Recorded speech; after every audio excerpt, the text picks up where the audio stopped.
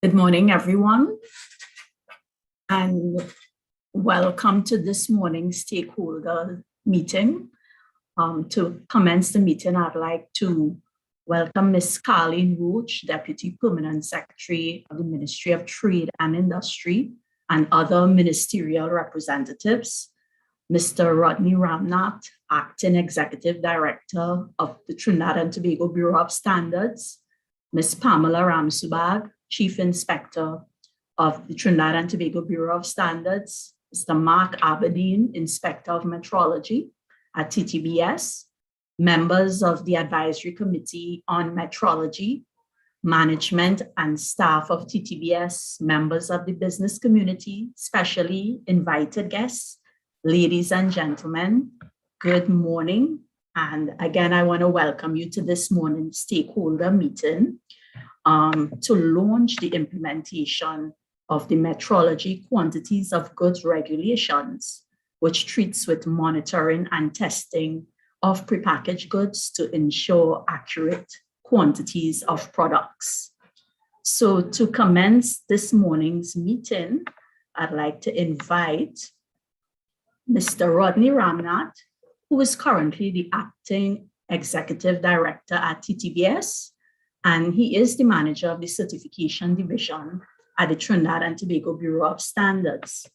He holds a Master's of Science degree in Project Management and a Bachelor of Science degree in Industrial Engineering, both from the University of the West Indies. And he is also registered as a Principal Quality Management Systems Auditor by the International Register of Certified Auditors. He has more than 15 years experience in quality management and auditing and certification services. So I'll now invite Mr. Ramnath to deliver the welcome and opening remarks. Thank you very much, Erica. Are you hearing me? Yes. Okay, great. So first of all, before I begin, I would just like to acknowledge Ms. Carleen Roach, Deputy Permanent Secretary, Ministry of Trade and Industry, Ms. Erica Karut, Manager of the Metrology Division, Ms. Pamela Ramsubag, Chief Inspector of Metrology, Legal Metrology Inspectorate, all of the presenters who will be sharing information with us here today, members of staff of the Trinidad and Tobago Bureau of Standards, our specially invited guests, ladies and gentlemen. A very good morning to everyone. I am very pleased to welcome you to this virtual stakeholder meeting to launch the implementation of the metrology regulations for the monitoring and testing of the quantity in prepackaged goods in Trinidad and Tobago. This is another phase in the development of metrology as Trinidad and Tobago Bureau of Standards continues with its efforts to implement standards, conformity assessment services, and measurement systems for the advancement of this country. Metrology is commonly referred to as the science of measurement, and the monitoring and testing of quantities in prepackaged goods is a function that falls under the scope of the legal metrology unit, that part of metrology that is subject to regulatory control. From the perspective of trade, legal metrology can be viewed as the link between the user and supplier, which guards the interests of both by ensuring accuracy, transparency, and fair practices. Since the proclamation of the Metrology Act, which is Act Chapter 8206 in the laws of Trinidad and Tobago, the Bureau has been successfully fulfilling its role in verifying measuring devices used in trade, particularly in the areas of weighing devices and fuel dispensers. We are now embarking on the monitoring and testing of quantities contained in prepackaged goods. When we buy that bottle of juice, bag of flour, box of cereal, packet of matches, or can of paint, there is an implied faith that the stated quantities on the packages will be accurate and ensure a fair transaction between the buyer and seller as goods are exchanged for money. Essentially, the buyer does not want to be robbed, and the seller or business does not want to give away product or unknowingly commit some packaging error. The confidence that goods traded are correct in weight, length, or volume plays an important part in everyday commercial transactions. Accurate measurement saves the trader from losses and protects the consumers from being cheated. It enhances their purchasing power, thereby enabling them to purchase more. Additionally, the local economy benefits from increased consumer confidence. The Metrology, Quantities of Goods Regulations 2015 identifies the requirements and lists the classes of goods which are to be sold by net quantity, expressed in units of volume, mass, number, and length. These types of goods and products are numerous and varied. Examples include liquid foods, fuels, perfumery, detergents, fertilizers, pesticides, automobile lubricating oil, brake fluid, tea and coffee bags, table eggs, ballast, nails, pins, fresh fruit and vegetables, aerosol goods, foil, textiles, and many, many, many others. Understandably, while the copious list of items cannot be tested immediately or at the same time, inspectors of the Legal Metrology Inspectorate of the Trinidad and Tobago Bureau of Standards have the authority to periodically test and verify the net contents of prepackaged goods in accordance with the Metrology Act and its regulations for compliance. Testing will follow the international best practices as recommended by the International Organization for Legal Metrology, or for short OIML, and will be conducted using statistically valid methods, which have been implemented by many other legal metrology authorities worldwide. To further support accurate weights and measures, the Bureau will continue to verify, or that is, inspect and test the accuracy of various measuring devices that are being used for trade at respective businesses. The mission of the Bureau is to champion the development and implementation of standards, measurement systems, and conformity assessment services for the competitiveness and sustainability of Trinidad and Tobago. Along with this mission, we also need to have or facilitate fair trade, which can be accomplished in a variety of ways, including through the monitoring and testing of the quantities in prepackaged goods. In this regard, the Bureau will continue to steadfastly fulfill its mandate despite prevailing difficulties, especially brought on by the COVID-19 pandemic. I am also confident that the Bureau will receive the support of all its stakeholders as it ventures into this new activity that will benefit us all. Over the years, I have had the privilege to be a part of the growth and development of the Trinidad and Tobago Bureau of Standards, and this launch today signals yet another component in the continued development of the national measurement system and in support of our national quality infrastructure. As I conclude, I offer my congratulations to the Metrology Unit of the Trinidad and Tobago Bureau of Standards as it implements this new scope of activities, and I thank you all for joining us today for this noteworthy event. Please enjoy the rest of this morning's proceedings and a very pleasant day to everyone. Thank you all very much. Thank you, Mr. Ramnath. And next on the program, I'll have the feature address by Ms. Carly Roach. Ms. Roach has been in the public service for more than 3 decades. The majority of her public service career has been with the Ministry of Planning and Development, where she ascended to the position of Director of Socioeconomic Policy Planning before joining the Ministry of Trade. Her most recent posts involved socioeconomic policy and planning development, work in public sector planning, focus on the development of infrastructure for the small business sector, national strategic development plan, and operationalization, as well as facilitating technical cooperation in collaboration with the UNDP.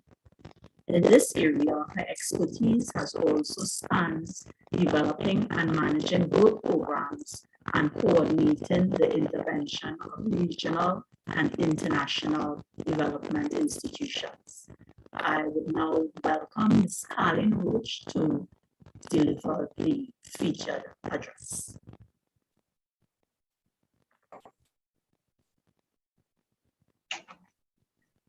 Good morning, and thank you very much, Ms. Carew. Are you hearing me clearly? Yes, Because I'm hearing you clearly. up.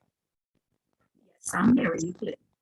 Okay, thank you. Mr. Rodney Ramnath, Acting Executive Director, Trinidad and Tobago Bureau of Standards. Mrs. Erica Caruth, Manager, Metrology Division. Mrs. Pamela Ramtubag, Chief Inspector, Metrology Division. Mr. Mark Aberdeen, Inspector of Metrology, members of the business community, specially invited guests, ladies and gentlemen. Good morning, and on behalf of the Permanent Secretary, Mrs. Eileen Ovid, who couldn't be with you here this morning and has asked me to fill in for her, I am extremely pleased to address you at this virtual stakeholder meeting to acknowledge the launch of the implementation of the Metrology Quantities of Goods Regulations 2015 under the Metrology Act, Chapter 8206. I wish to extend heartfelt thanks to the Trinidad and Tobago Bureau of Standards, which falls under the remit of the Ministry of Trade and Industry, for organizing this event. This launch is a very timely one, as it speaks to the importance of metrology, which impacts the competitiveness and growth of our local small and medium enterprises. As you may be aware, the Metrology Act was proclaimed on May 1st, 2015, and is now in its 6th year of implementation. It must be underscored that metrology services play a vital role in accessing new markets, as they provide the necessary assurances that measurements are accurate and that products and services from Trinidad and Tobago meet international requirements. The Trinidad and Tobago Bureau of Standards has been making strides in executing its mandate under the Act. It has been rolled out in phases from the date of proclamation. The next phase to be implemented is the monitoring and testing of prepackaged goods to verify the quantities. This will be done by the Legal Metrology Inspectorate, as indicated by Mr. Ramnath of the TTBS, which is also responsible for monitoring and verifying prescribed measuring devices used in trade. Legal metrology ensures confidence in the accuracy of measuring instruments used for commercial transactions, as well as those used to monitor and support health, safety, and the environment. In the context of commercial transactions, legal metrology ensures that during the sale of any commodity, the actual delivery to the customer is not inferior to the quality purchased. Devices which are currently subject to legal metrology inspectorate verifications include fuel dispensers, weighing devices used by industry, shipping and export, as well as supermarkets and markets. Everyday consumers, traders, government regulations. Sorry, I think I lost. Everyday consumers, traders, government regulators, and industry make decisions based on measuring results, which affects economic and consumer well-being. Ideally, a well-functioning society should ensure confidence in all measurements with transparency for consumers, businesses, and regulators. The government's role is to instill confidence in the economy as it relates to measurement results and ensures that traders and consumers make informed decisions. Routine verification of the net contents of packages is an imperative feature of any legal metrology program. Trustworthy declarations of quantities facilitate value comparison and fair competition. Consumers have the right to expect packages to bear accurate net content information. Manufacturers whose products are sold in such packages also have the right to expect that their competitors will be required to adhere to the same regulations, such as the Metrology Quantities of Good regulations. So, with regard to the implementation of the Metrology Quantities of Good regulations, the government of Trinidad and Tobago requires that the TTBS perform an effective role in the interface between consumers and merchants, thereby ensuring fair trade and overall protection of the general public. In striking this delicate balance, the TTBS will be seeking to safeguard the interests of various stakeholders. That is, on the one hand, the interests of businesses by ensuring fair competition and a level playing field where the quantities of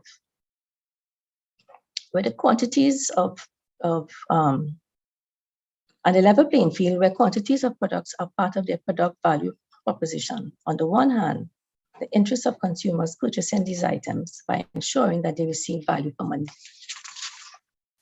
We can all appreciate that measurements are essential to nearly all aspects of human activity. From a trade and commerce perspective, the relevant stakeholders make decisions daily based on measurement results. These measurements include the assessment and control of products, processes, and systems, measuring health, safety, environmental, and quality factors, and assessing conformity and compliance against legal and other requirements to ensure consumer protection and fair trade. A country's metrology system is essential to its national quality infrastructure. The quality infrastructure is defined by the United Nations Industrial Development Organization as the system comprising organizations, both public and private, together with the policies, the relevant legal and regulatory framework, and practices needed to support and enhance the quality, safety, and environmental soundness of goods, services, and processes. It includes metrology, standardization, accreditation, conformity assessment, and market surveillance. A well-functioning quality infrastructure is required for the effective operation of domestic markets, and its international recognition is important to enable access to foreign markets. It is a critical element in promoting and sustaining economic development, as well as environmental and social well-being. The metrology services provided by the TTBS complements and supports the activities that are undertaken by the key players in the national quality infrastructure, and as such, forms a fundamental component of the national quality infrastructure framework. In keeping with the government of the Republic of Trinidad and Tobago's commitment to creating globally competitive businesses, the Ministry of Trade and Industry has placed priority on the implementation of the Metrology Act. The Advisory Committee on Metrology was established under this ministry to provide guidance on matters relating to the administration and enforcement of the Act. The Advisory Committee meets quarterly to provide oversight and guidance for Trinidad and Tobago's measurement system. The National Quality Policy for Trinidad and Tobago is vital in the development of a functional and effective national quality infrastructure to support and increase competitiveness and productivity. The policy strives to support our business sector by aligning the quality of locally produced goods and services with international requirements and trade regulations. The development of the National Quality Policy is aligned with Trinidad and Tobago's National Development Strategy, Vision 2030, which is congruent with the United Nations Sustainable Development Goals, the SDGs, where metrology was recognized as a key enabler for achieving these goals. Additionally, the government of Trinidad and Tobago has established a national consumer policy for the period 2018 to 2023. This policy is applicable to all persons involved in trade and business through the purchase and sale of goods and services in Trinidad and Tobago. This new national consumer policy was also developed to address the legal, institutional, and administrative gaps identified by stakeholders in order to effectively address contemporary consumer issues in Trinidad and Tobago. I'm pleased to note that the government has procured a consultant to draft new consumer protection legislation, which will amend or replace the current Consumer Protection and Safety Act, Chapter 8234, with legislative provisions which are aligned with international standards and best practices. Further, the bill establishes administrative and legal frameworks for the identification of violations involving the supply of goods and services, the physical and financial security of consumers, and unfair trade practices and transactions, as well as unfair contract terms. The Metrology Act has contributed to enhancing consumer protection and also leveling the playing field in commercial transactions, and is designed to be in sync with the national consumer policy. Legal metrology plays an important role in the national consumer policy and directly contributes to the fourth policy objective to eliminate and discourage unfair business practices.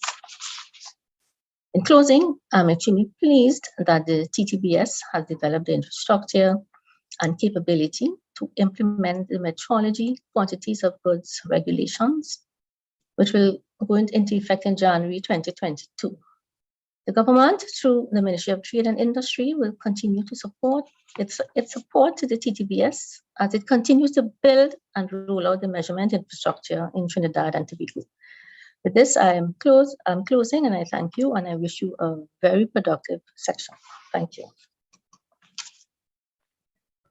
Thank you, Ms. Roach, for delivering the feature address. Are you all hearing me clearly? I note that I wasn't clear before introducing. So you're a bit a lot of feedback coming through. I'm not sure if it's static or what. Okay, you have any air or anything blowing directly on your mic? Nothing. Okay. So let's see if you all hear me better as we proceed. So continuing with the agenda, I want to invite participants as we proceed into the technical aspect of the program that you can put all your questions and comments in the chat, and we will review them and seek to answer them during the question and answer session. Okay, so next on the agenda is Mr. Mark Aberdeen. He is an Inspector of Metrology in the Legal Metrology Inspectorate. He holds a BSc degree in Engineering Management from the University of Greenwich and holds certification as a Certified Calibration Technician from the American Society for Quality. He has been employed with the TTBS for the past 13 years, with 10 years experience in the field of metrology. So I now invite Mr. Aberdeen to deliver his presentation on the Legal Metrology Inspectorate roles and responsibilities.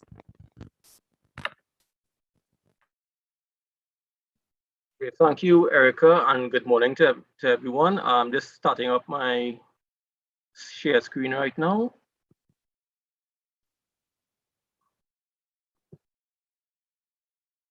Okay.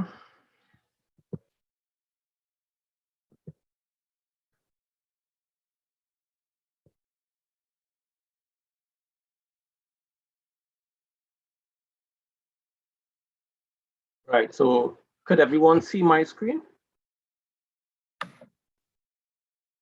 Yes, we are. Yes, we are. Okay.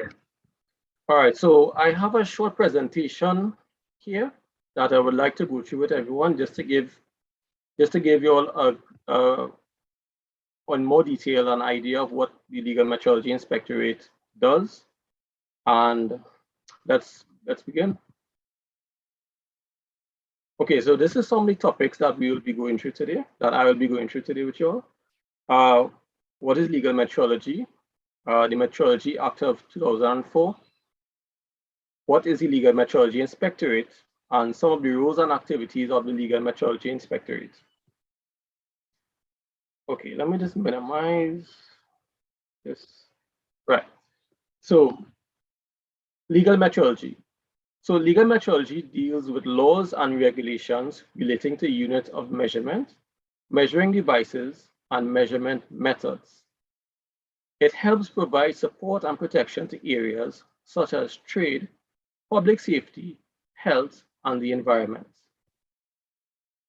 The Metrology Act number 18 of 2004 The Metrology Act became law on May 1st, 2015. The Act has repealed the Weight and Measures Ordinance and giving effect to a new national measurement system. Legislation. Metrology Act number 18 of 2004, Metrology Regulations 2015, and Metrology Quantities of Goods Regulation 2015 are some of the legislation that bind the Legal Metrology Inspectorate. Who are we? The Legal Metrology Inspectorate Overview, also known as LMI. The unit of the Metrology Division of the TTBS formed in 2006. Established with a passage of the Metrology Act number 18 of 2004, legislation mandated that the TTBS appoint a chief inspector and inspectors of metrology for proper administration of the Act. Some of the roles and activities that the Legal Metrology Inspectorate carries out. Examination or verification, as we call it, all measuring devices used in trade to ensure their accuracy. And Ms. Roach touched on some of it in her presentation. Market scales, gas station pumps or dispensers, supermarket scales, rulers, electricity and water meters. Examination of prepackaged goods to verify actual contents against quantities stated on product labels. Continuing rules and activities, monitoring and testing of goods. Prepackaged goods will undergo monitoring and testing to ensure accurate quantities are contained in packages. All right, so some of the offenses that goes along with the Legal Metrology Inspectorate, and we'll go to them. Obstructing an inspector from carrying out his or her duties. Using a measuring device without a stamp. Using a measuring device that has been altered after being stamped. Removing a stamp from an inspector device. Selling quantities less than specified. Impersonating an inspector. Operating a business or conducting repairs on measuring devices used in trade without a certificate. Some of the penalties that these attract. Fines and or imprisonment can be imposed if a person or organization is found guilty of violating the Act. Fines can range from $2,000 to $100,000 and imprisonment from 6 months to 2 years. As I said, my presentation was very short. Thank you, and I'll continue with the agenda. How do I share screen? Okay, thank you, Mark, for your presentation. Are you hearing me better now? Much better. Just trying to bring back up my Zoom. You need to stop sharing. Yeah, trying to stop it here. Okay.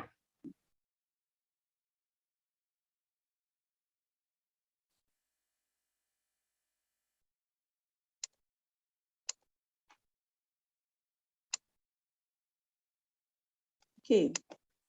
So next on the agenda is a presentation by Ms. Pamela Ramsubag on the implementation of the Metrology Quantities of Goods Regulation.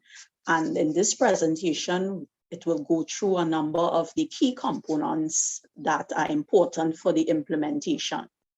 Now, Ms. Pamela Ramsubag is the Chief Inspector of the Legal Metrology Inspectorate of TTBS. She has been instrumental in the implementation of the Metrology Act, particularly as it relates to the development of the legal metrology infrastructure for the verification of measuring devices used in trade in Trinidad and Tobago. Ms. Ramsubag holds an MBA from the Australian Institute of Business and is a graduate of the University of the West Indies. She has been employed at TTBS for the past 20 years, and 15 of those years are with the Legal Metrology Inspectorate.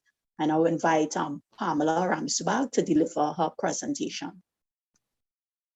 Thank you, Mrs. Karut. A special good morning to Mrs. Roach, Mr. Ramnath, and advisory committee members and all the other participants. This morning, my presentation will focus on the technical aspect of the Metrology Act and quantities of its regulations, as well as the legal metrology approach to checking the net content of prepackaged.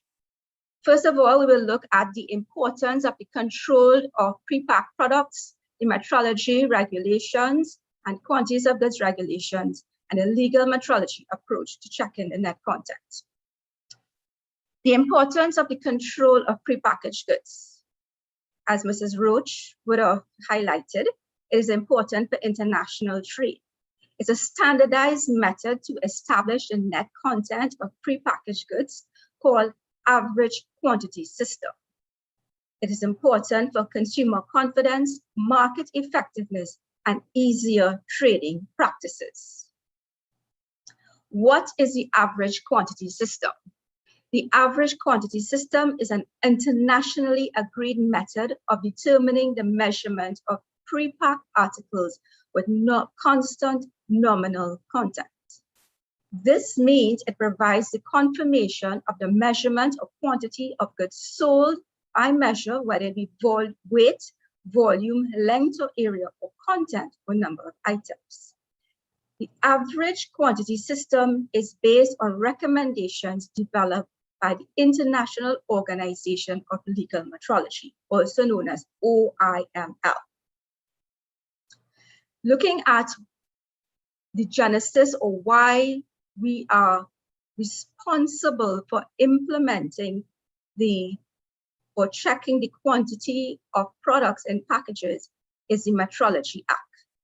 Under Section 23(2)(a), the minister can make or define classes of goods shall be sold. Just a second.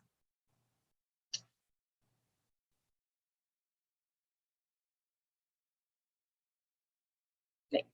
Certain classes of goods shall be sold, agreed to be sold, or offered for sale, or exposed or advertised in such a manner as to constitute an invitation to trade only by quantity expressed in a prescribed manner. That means from the Quantities of Goods Regulation 2015, we are not going to look at every single product which is pre-packaged.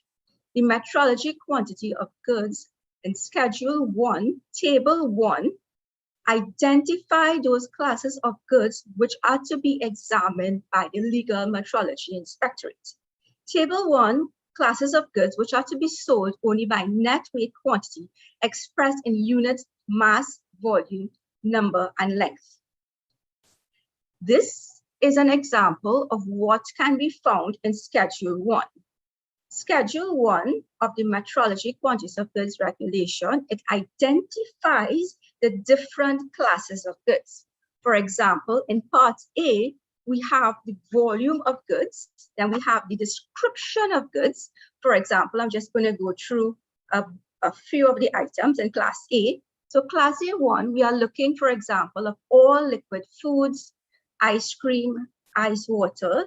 If we look at 2A, we are looking at liquid fuels such as LPG, white spirits, turpentine substitute liquid, rust remover, paint thinners, and cleaning fluid. If we look at 6A, we are looking at brake fluid, automotive engine, additives for fuel, lubricating oil, automotive engine coolants, battery electrolyte, distilled water, and ionized water. Again, if we go on to look at Part B, which is from the Table 1 in the Quantities of Goods Regulation, which defines the classes of goods which we can examine, looking at those which are sold by measurement of mass or volume, food containing solids in an intermediate liquid packing medium, liquefied petroleum gas, solid or semi-solid perfumes, and toilet preparations. If you look at part C, it speaks about tea bags. It talks about table eggs and coffee bags.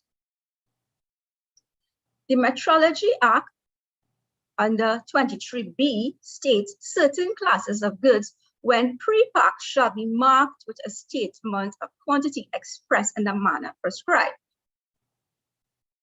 From the definition of pre-pack from the Metrology Act, pre-pack means made up in advance and ready for retail sale in a container and at any premises where the articles of description are made up or kept or stored after being so made up. Any article of that description found made up in or a container shall be deemed a pre-packed good unless the contrary is proved. So basically what they are saying is that a pre-packed good must be made up in advance for retail sale in a container. So in the picture here, this is not an example of a pre-packed good. The quantity of goods metrology regulation, section 5.1 states that the declaration of quantity must be stated as this.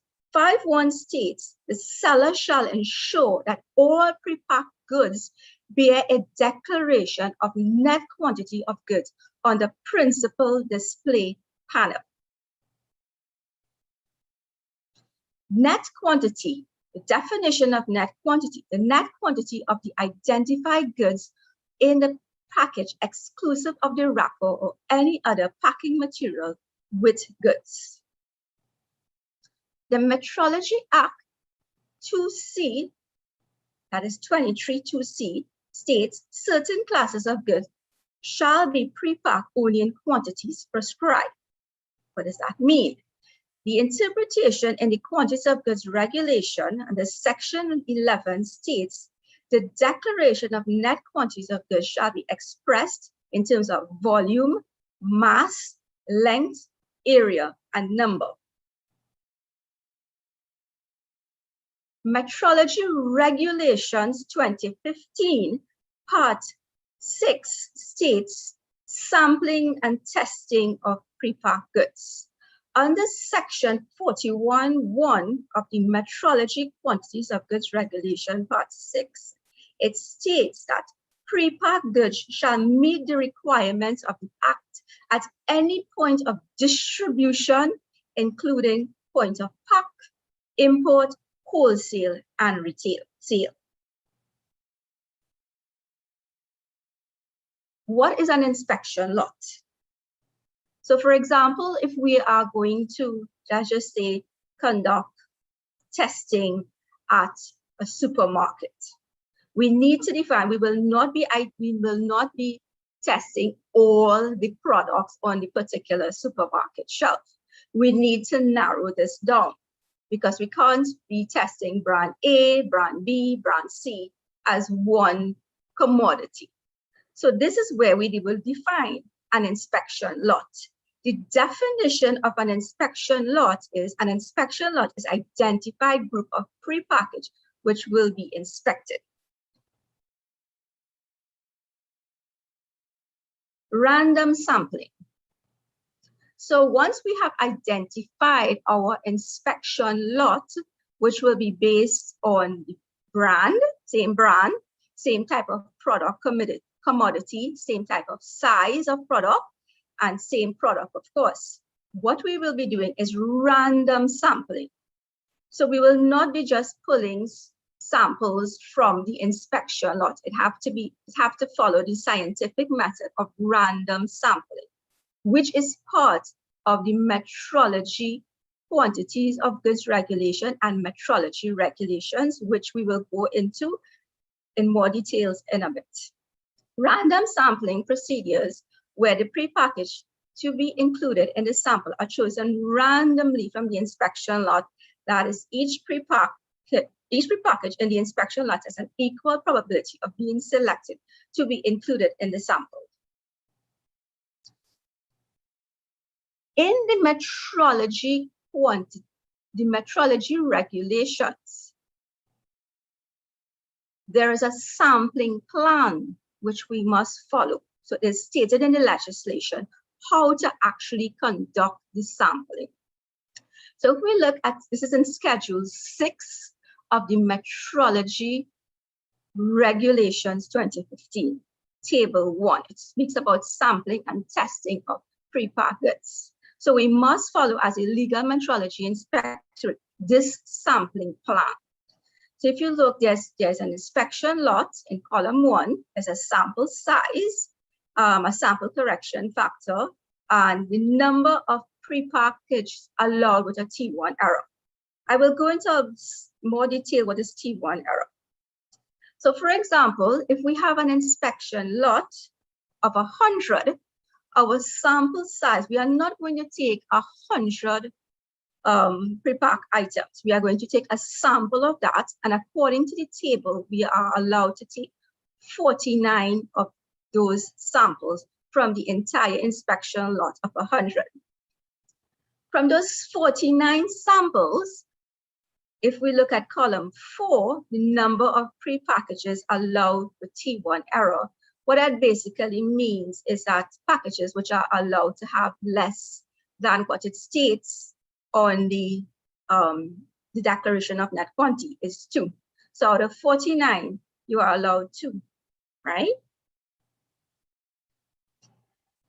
Going to the next table, because if we look at here, how do we derive at the number 2 in terms of column 4?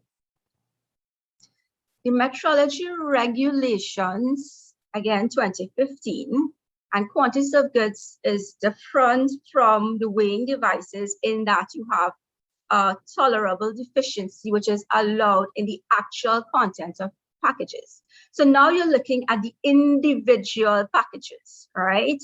So if you're looking at individual packages are now allowed to have less than what it's supposed to have. And again, the table 2 in the tolerable deficiencies table in the metrology regulations specifies how much less should an actual package or each package have less.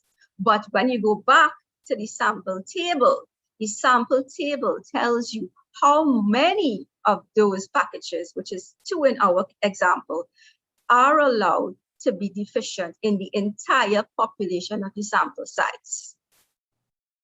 So for example, if we have a package, let's just say the nominal quantity ranging between 0 to 50 grams or milligrams, that is allowed 9% of the nominal quantity. Tolerable deficiency, permitted deficiency in the quantity of product in the pre-package. Note 1, that's hence the symbol T is used to designate tolerable deficiency, as seen here in this tolerable deficiency. That's what they're referring to, the symbol. In terms of how a sample would actually pass the metrological requirements, there are 2 requirements that must be met. The average actual quantity of products in pre-packages shall be at least equal to the nominal quantity, and the individual pre-packaged quantities. The actual quantity of product in a pre-package shall actually reflect the nominal quantity, but tolerable deficiency, T, shall be allowed.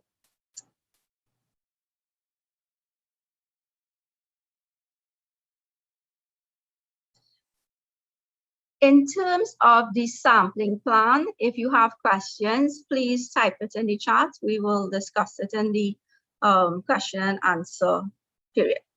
Now, what would be the legal metrology approach to checking the net quantity of packages? We would have already spoken about the fact that we can examine products at the point of sale, the point of distribution, the point of import, etc. But what would be our approach to this? So I'm going to use an example of a supermarket. So let's just say we are going and we are looking at a product. Let's just say we are looking at a particular brand of rice, brand X. our approach will be, we have a preliminary examination, all right, which is a non-destructive test. Prior to us going into the supermarkets to look at brand X, we would know what is the actual package weight of product X. So let's just say we are looking at 2 kg of product X. We would know what the actual package weight of these 2 grams of this product X 2 kilogram package will weigh. So the preliminary examination samples are randomly collected from the supermarket shelves according to the sampling plan. If we know what the actual package weight would be, we would subtract that from the actual weight that we get on the product when we put it on our scales, and that way we will be able to tell if the product is actually in conformance or non-conformance. So we will actually have a database of package weights before. Preliminary examination, the pre-packed weight is determined from pre-packed goods code. The code is obtained from the established database system. Therefore, estimated on the spot product weight is determined. If the product estimated weight is less than the nominal quantity of the product is not approved and additional samples are taken to be tested at the laboratory. The retailer is informed by a documentation that the product do not conform and would require further metrological testing. So at the preliminary examination stage, it is a non-destructive test. Only if that, as stated, if we determine that the product is not conforming at that point, we will then take samples to do further testing at the lab. Okay. So this is just basically a flow chart showing what the preliminary examination will look like. So first of all, the inspector, so it's basically summarizing all which I have stated before.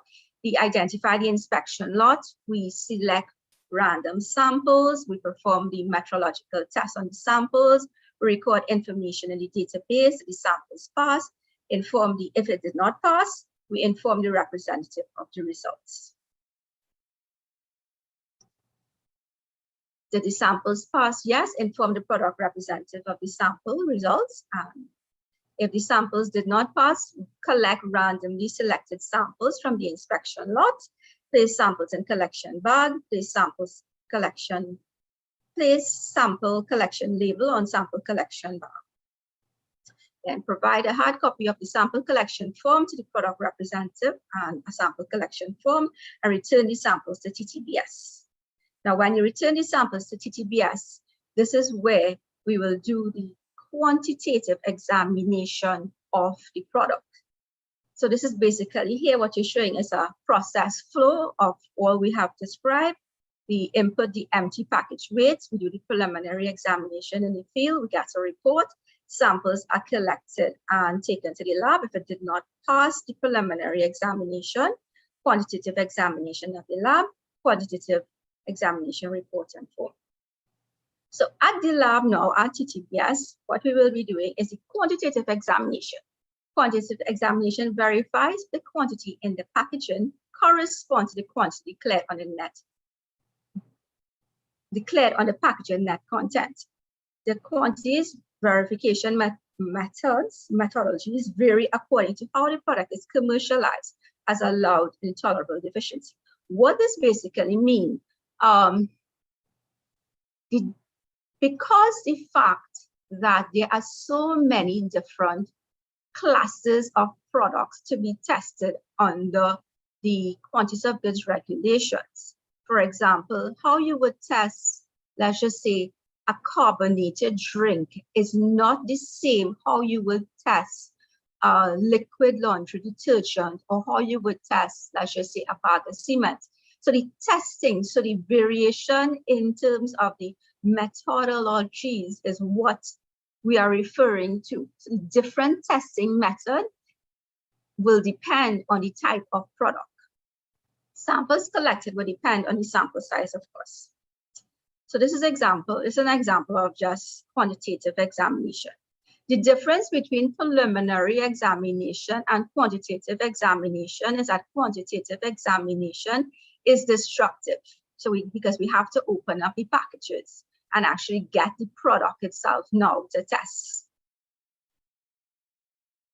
So again, this is just a flow chart indicating what the quantitative examination would be: obtaining samples for testing, perform the quantitative tests, record the results in the appropriate space, evaluate the results. The sample pass, product representative present. Now the product representative or the manufacturer representative would be present to witness the destructive test if they so desire, right? Inform the product representative, issue copy of the report, and of course, dispose of the samples. Of course, there are limitations to the classes of goods or the quantities of goods regulations. There are limitations to this. So according to Section 7 of the Quantities of Goods Regulations, Section 7, nothing in Regulation 4 to 6 applies to foods which are not being prepacked goods is sold for consumption on or in the vicinity of premises of the seller. So basically, food which you go to buy by the retail store or a food truck, those are not examined. Foods which are not being prepacked goods is cooked on the premises of sellers and ready for immediate sale, those are will not fall under the Quantities of Goods Regulation. Baked confectionaries will not fall under Quantities of Goods Regulation. Goods of the class permitted to be sold and packaged by quantities expressed by number when number sold of prepared good is one. An example of that is photographic film. The Quantities of Goods Regulation not only speaks about prepacked goods, it speaks about as well vending machines, which is under Section 8 of the Metrology Quantities of Goods Regulation. It states that vending machines, Section 8.1, the owner of vending machine which dispenses prepacked goods shall ensure that the vending machine indicates A, the net quantity of each article being sold, the name and address of the seller. This is by no means to endorse any particular brand. It is just to show the example. So every product which is being sold from this dispensing machine must have the products stated, the net quantity of the products sold in the from the dispensing machine. The requirements of sub-regulations 1A and B shall meet either on the display of the product or the information posted on the outside of the machine. It also speaks about Section 8.3, speaks about a coin-operated machine, which is used in connection with the provision of service or facility on the basis of measurement, shall ensure that coin-operated machines display the following information: the name and address of the person providing service and facility, the statement of the measurement on the basis which the service or facility is offered. I just want to highlight some of the powers of the inspector. My colleague, Mr. Aberdeen, touched on the offenses, but I just want to touch on the powers of the inspectors. And this comes straight from the Metrology Act, Section 7.1. Subject to Section 2 on the production of his credentials if so requested, an inspector may at any reasonable time, A, subject to subsection 5, enter the premises of any trader and place in which he has reasonable cause to believe there are, under 2, goods are subject to the control of this act. Under C, subject to subsection 2B, seize and detain a measuring device or goods by means or in relation to which he reasonably believes that the act has been violated. Now, it's important to note that in order for us to, we at the Legal Metrology Inspectorate, for us to seize or detain goods or a measuring device, we have to obtain a warrant from a magistrate at this point in time. F, require the production of, examine, and measure any goods which are subject to the control by virtue of this act, and for the purpose of such measurement, open any container. So if we are the supermarket and we need to examine the product, we have the authority to open the product then and there. G, purchase with public funds allocated for that purpose any goods which, being subject to control by virtue of this act, are offered for sale or exposed or advertised in such a manner as to constitute an invitation to trade. J, give to any person who has for use in connection with trade, goods, label, or other articles which does not comply with this act, directions in writing requiring him to make direction to ensure compliance with these provisions. And basically that means issuing a test report. So if we test the product and we found that it is not intolerant, it has failed the metrological test, we issue a test report. And I thank you very much. And I now hand over to Mrs. Scroot. Okay, thank you, Pamela. Now we will move into the question and answer segment. And there are a number of questions in the chat. So I will start with the first one from Darrell Thompson. The question is, are there any limits for oversupply based on the nominal quantity? Pamela? Yes. No, the metrology quantities of goods regulation and metrology regulations, as would have seen in the table, only speaks about tolerable deficiencies, not about over. Okay,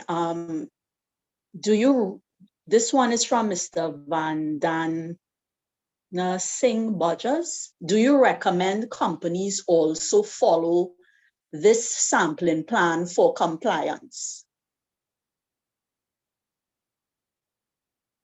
It would be a good idea if they would follow a sampling plan. But in order to give a definite answer on that, we would have to assess what they currently do. So if someone needs some more information, feel free to contact the Legal Metrology Inspectorate and we will work with you. Just a follow-up to that, Pamela, in terms of the sampling plan that would be used by the Legal Metrology Inspectorate, this sampling plan is in the metrology regulations, correct? That's correct. And also it is referenced in one of the OIML recommendations. Yes, that's correct. So we could certainly reference the various stakeholders, the sampling plan that is in the regulations, and they can utilize that in terms of their sampling if they so desire. Another question following up from that from Mr. Singh Budgers: how does the tolerable deficiencies establish? How is the tolerable deficiencies established and the number of samples allowed to fall below the tolerable deficiencies compared against other standards, for example, the US NIST guidelines? Okay, so first of all, we follow the OIML recommendation. The NIST guideline, as I started, is an average weighted system. Whether it's NIST guideline or it is the OIML recommendation, it is similar in that they follow the average weighted system. NIST, in terms of the sampling plan, it's a bit different to the OIML recommendation because their sampling, they basically sample less than the OIML recommendation, right? We follow international best practice, which is based on the OIML recommendation. In terms of the tolerable deficiencies, again, that is a table which was developed by the OIML recommendations, and it was placed into our metrology regulations to be part of that regulations and guidelines for us to follow. Okay. I hope that clarified your question, Mr. Singh Bodgers. In addition to which, Mr. Singh Bodgers wanted to know if the presentation could be shared to the participants. Yes, it can be. Right, so we have the email addresses of all the participants, so we would circulate after the stakeholder session. Okay, another question. You were saying, Pamela? I was going to say, you can feel free to contact the legal metrology for any additional information you require. Sure. Okay. Mr. Thompson asks, please elaborate on how the number of items in a package are determined. Is this assessment regarded as a destructive assessment since the packaging must be opened? So when we looked at the table before, we saw there was an inspection lot. And based on the inspection lot, there was a sample size for us to take, all right? That is the quantity of samples which we will be taking. So let's just say we're going to, now I did not use a production line setting as the example. A production line testing is different. I use a supermarket as the example, or a warehouse setting. So just say we go into the warehouse setting and we have 100, I'm just going to use a cement as an example. We have 100 bags of cement. We need to test from the sample, the inspection lot is 100. From the sample size which we will be testing is 49. If we do our preliminary examination and we find that that is not passing the preliminary examination, we will take all 49 samples and test it destructively, quantitatively, to determine if the sample has actually passed or failed. So we will test all 49 bags in the sample. Okay. A very good question from Mr. Nara Daniel. Who bears the cost of the samples taken for testing? Supplier, supermarket, TTBS? As Mrs. Roach and Mr. Ramnath would have indicated, this is part of the metrology infrastructure for the country. In terms of bearing the costs, it will have to be, and this is part of now a legal requirement for the country, it will have to be the retailer or the manufacturer who will bear this cost. And I should mention at this point in time that unlike the weighing prescribed measuring device verifications, there are no fees associated with the verification of the net content of packages. There are no verification fees. It's a surveillance type activity. But in addition to which, what could be added here is that, Pamela, I guess you could highlight what are the triggers in terms of the legal metrology inspectorate going out to conduct testing. Okay, so one of the main triggers for us to conduct the testing would be complaints from various stakeholders or consumers as the main trigger. And apart from that as well, we will be doing our own surveillance activities. Good, and what was highlighted in your presentation as well is that the legal metrology inspectorate might determine to look at a particular commodity, and as was indicated in your presentation, would utilize Bureau's funds to Correct. undertake such studies. That's quite correct. Another question from Darrell. Powers of inspectors require opening of a container. Normally, this would render the product unsellable due to the destruction of protective shields. Who pays for the opened unsellable item in this case? Well, as we just indicated, if it's items that we purchase as part of our testing, we would be responsible. If it is that we do our test, and this is why we're doing the preliminary examination first.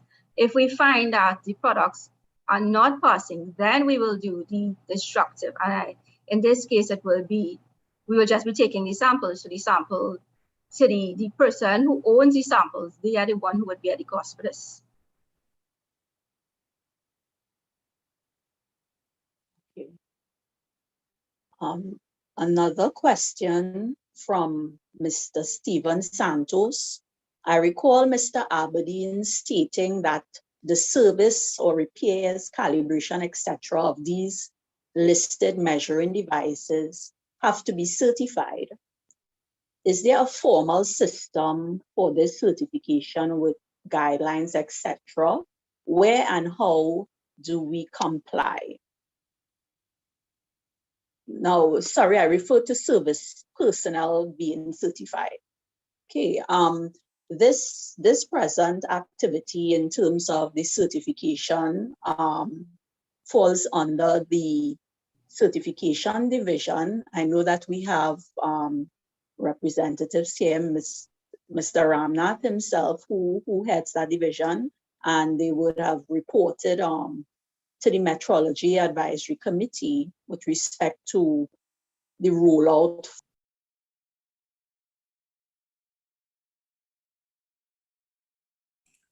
Hi, Erica, your mic just went on mute. Provide a response.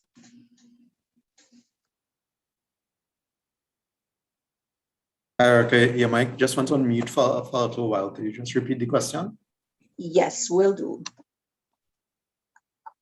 The question is, I recall, this is from Mr. Santos, I recall Mr. Aberdeen stating that the service, repairs, calibration, etc. of these listed measuring device has to be certified. Is there a formal system for this certification with guidelines, etc.? Where and how do we comply? And just corrected saying, I refer to service personnel being certified. So I believe he's referring to the metrology practitioners program.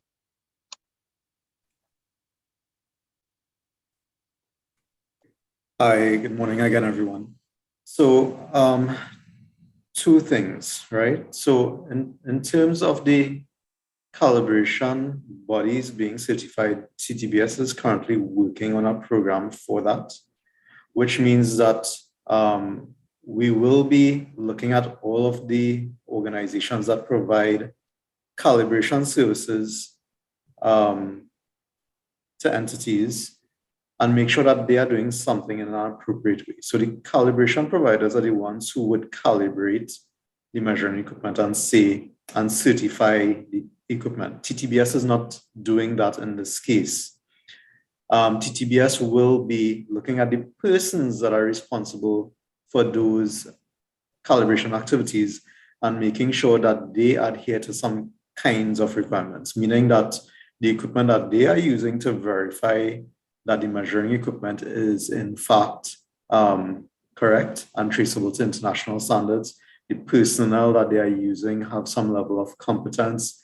The environment is suitable to perform the activity, because if you perform the correct sequence of actions in the wrong environment, then you could have errors. So those are the kinds of things that the TTBS will be looking at in the future. So that program is currently under development, and we hope that we will be seeing that rolled out shortly. Now, in terms of the actual certification of the measuring equipment itself, that is a little bit different in that will be done by a number of operators in Trinidad and Tobago, both private as well as we actually do perform some of those services as well.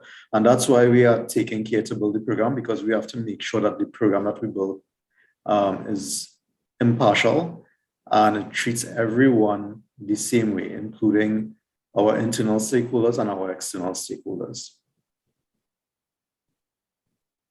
I hope that answers the question. Erica, do you want to add anything?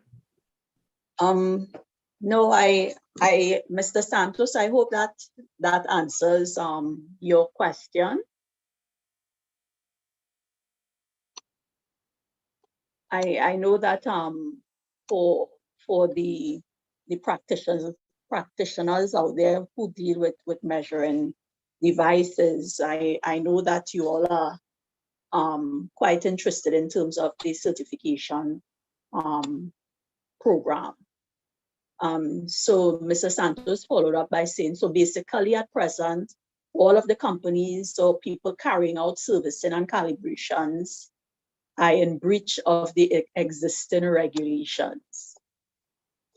Well, until the program is implemented and to be adhered to, then persons would be in breach. But basically, the Metrology Act stipulates that a program is to be in place to treat with that. So TTBS is aiming to implement that program in the shortest possible time in the future, as Mr. Ramnath indicated. Right. Another question asked by Mr. Daniel: what is the frequency of calibration required for measuring devices? That is a very interesting and important question. The frequency of calibrating a measuring device depends on how it is used. And of course, that is determined by the user of the device. Normally, we would see in conventional systems, the calibration interval might be an annual exercise, but it also depends on what is happening with the device when one looks at the data. If it is trending that it is drifting out of tolerance, then calibration frequency might need to be increased from the year interval to probably 6 months. It depends on the frequency of use of the device. In addition to which, if during the period a device underwent some repairs or adjustment, after any repairs or adjustments, a calibration is required to ensure that it is providing reliable results. So the interval and the frequency depends on if a device is used every day, 365 days continuously. It is recommended that it be calibrated to ensure that it is giving reliable results, but it depends on the data and the owner's trending to see if the device is actually drifting or it is not, or it's no longer providing accurate results. So I hope that answers your questions. I'm not seeing any more questions in the chat. Additionally, if for a couple more minutes, if anyone who may have challenges typing, you can unmute your mic and ask a question if you have challenges typing in the chat. So we would give way for a few minutes to do so if there are any further questions. And while we wait, Pamela, is there anything further you would like to clarify or add based on what was said before? I'd just like to say that if anyone, as I said before, if anyone needs additional information or clarification, they can contact us directly at the Legal Metrology Inspectorate. Our number is 662-8827, extension 2348. Or you can email me at pamela.ramsbach@ttbs.org.tt. I believe I missed a follow-up question from Daryl, which was clarifying his earlier question. The question relates to items that are sold by number, not weight or volume. So the package must be opened to be individually counted? That's correct. For example, paper clips will be sold by number, nails will be sold by number. So you're basically counting each one physically. And I guess based on that commodity, it wouldn't be destructive in that sense, because Correct. the packages, it would allow for opening and then resealing in terms of determining the number of items in that package in particular.